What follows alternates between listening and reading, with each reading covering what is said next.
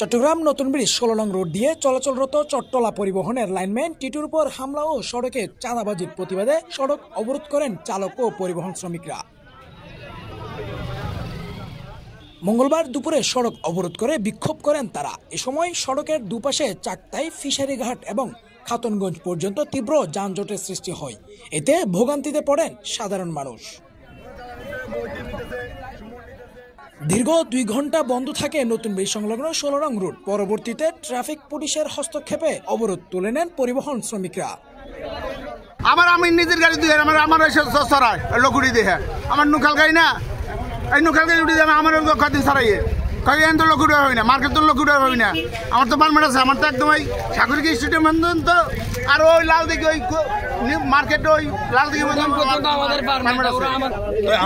আমাদের কিন্তু পারমিটে লেখা আছে পুলিশ বক্সের পর্যন্ত আমরা বিটেক, আমরা পুলিশ বক্স যেতে পারি না, আমাদেরকে এখানে নিয়ে আসে 17 নম্বর ড্রাইভার মহিউদ্দিন, রুবেল, সাগর, কালাম, তারপরে সুমন, এগুলা কেন মাছ ধরে আমরা 10 টাকা বানানি আর ওরা আসি সকালবেলা আমাদের থেকে চাঁদা নেয়।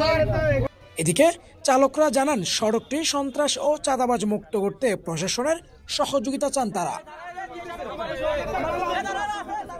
আবাদুল হক, সিটিজি নিউজ, চট্টগ্রাম।